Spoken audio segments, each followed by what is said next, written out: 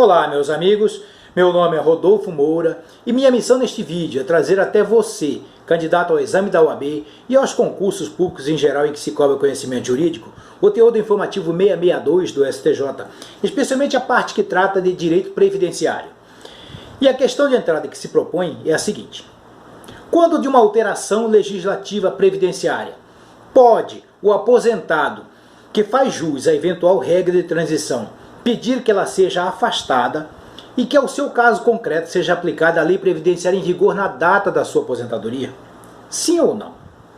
Muito bem. O STJ entende que sim, acertadamente em meu entender. Vamos verificar os fundamentos da Corte utilizado para sustentar essa decisão, porque no seu exame é isso que a banca quer saber de você. Vem comigo. Aproveite, deixe o seu like, amassa o joinha aí, se inscreva no canal e aperte o sininho para você ser notificado a cada vez que eu postar um vídeo novo. Vamos lá. Antes, eu gostaria que você guardasse algumas informações. Coisa breve, coisa pouca, apenas para a gente entender o caso concreto. Vamos lá, nem vai tomar espaço na sua memória, pode ficar tranquilo. A Lei 8.213 de 91, lá no artigo 29, dizia o seguinte: em resumo, para se chegar ao salário de benefício, é preciso levar em conta os 48 últimos rendimentos e destes aproveitava-se os 36 mais altos. Fazia-se a média aritmética simples desses 36 rendimentos mais altos e tínhamos então o salário de benefício. Ocorre que essa lei mudou.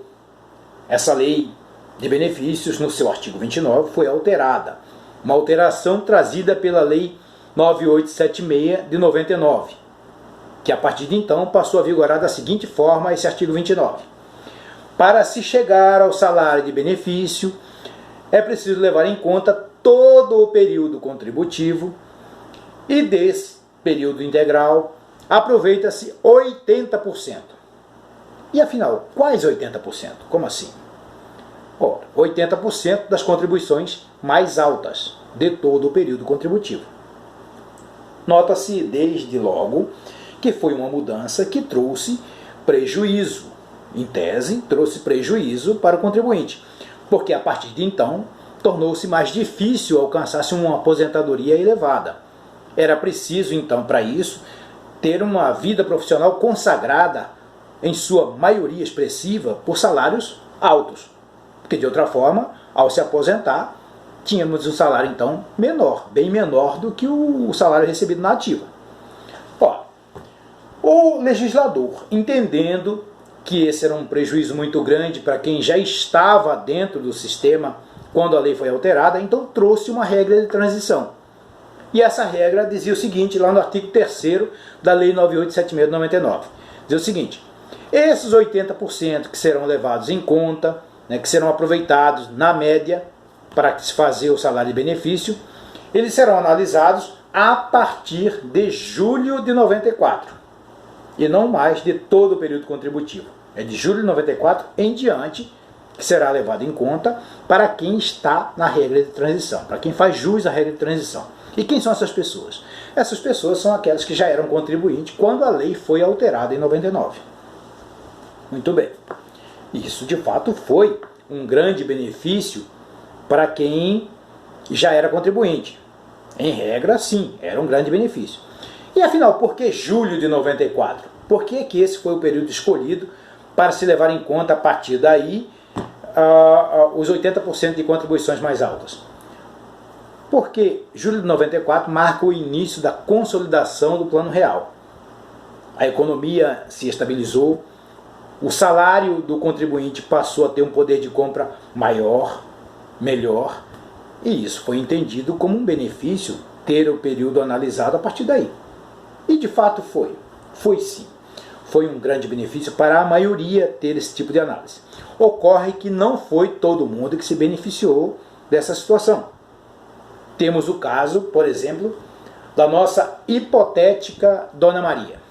Dona Maria foi uma pessoa prejudicada por esse tipo de análise e nós vamos entender agora ao analisar um caso hipotético da Dona Maria. Olha só, Dona Maria tornou-se contribuinte do sistema previdenciário quando iniciou a trabalhar lá no início da década de 70, inicial lá. E ela ficou nessa situação inicial até 1980, quando então ela foi promovida a gerente de produção em uma fábrica de sapatos. E o salário de Dona Maria aumentou, tornou-se um salário mais robusto. E ela passou então a contribuir sobre esse novo salário na condição de gerente, o que dava uma expectativa de aposentadoria mais elevada, com certeza. E ela ficou como gerente até 1992, portanto por 12 anos contribuindo com alto salário. Em 1992, essa fábrica de sapato fechou, foi à falência. Os funcionários foram todos demitidos e Dona Maria ela foi realocada no mercado de trabalho ainda no mesmo ano, em 92. E ficou nessa mesma condição, de 92 a 2005, ganhando um salário que era menos de metade do que ela recebia como gerente. Veja só, ela foi realocada no mercado de trabalho, mas não era mais na condição de gerente. O salário dela agora era menor. E ela ficou assim até se aposentar em 2005. Quando Dona Maria se aposentou, a Previdência deu uma conferida lá, olhou suas anotações, verificou que Dona Maria fazia jus à regra de transição, justamente porque ela era contribuinte do sistema previdenciário quando essa regra foi alterada em 99. Portanto, ela fazia jus à regra de transição, que passava a contar então os 80% de contribuições mais altas a partir de julho de 94. Dona Maria se aposentou nessa condição, mas verificou desde logo que era um prejuízo para ela, justamente porque, se foi considerado de julho de 94 para frente, o período de maior contribuição de Dona Maria não foi levado em conta, não foi analisado, justamente porque estava entre 1980 e 92. Dona Maria, então, inconformada com a situação, procurou uma assessoria jurídica, acionou o Poder Judiciário para tentar corrigir essa situação. Na ação, o pedido principal era para que se afastasse a regra de transição e que fosse aplicada ao caso concreto a lei previdenciária em vigor na data da aposentadoria.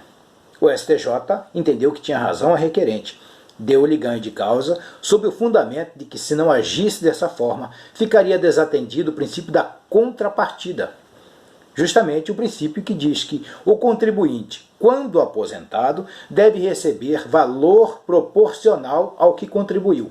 Isso não estava acontecendo no caso da requerente, justamente porque deixou de ser analisado o seu melhor período contributivo.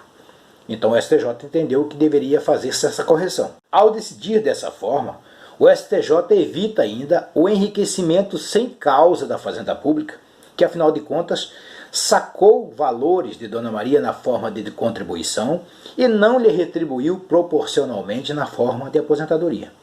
Isso evita o enriquecimento sem causa da Fazenda Pública. Mas e afinal?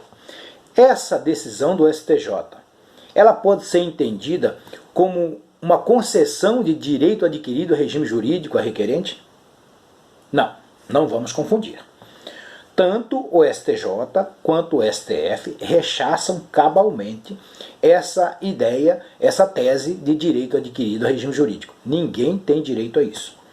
E o que seria esse direito adquirido ao regime jurídico? Vamos aproveitar este exemplo da nossa requerente, Dona Maria, para entender isso de uma vez. Vamos lá. Se por acaso o pedido de Dona Maria na sua ação fosse para que aplicasse ao seu caso concreto a lei previdenciária em vigor lá quando ela iniciou o processo contributivo, quando ela iniciou a trabalhar e a contribuir para o sistema previdenciário lá no início da década de 70, aí sim, isso seria uma espécie de direito adquirido a regime jurídico.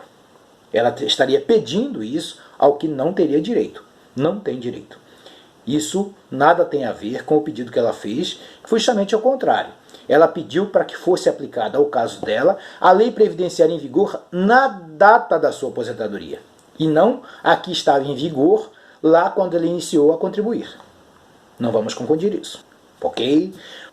Esse foi o julgado de direito previdenciário no informativo 662 do STJ, Em breve vamos publicar outros julgados, análise de outros informativos e de outros ramos do direito que estiverem presentes nos informativos e com potencial para cair no seu exame, para ser cobrado na sua prova de concurso.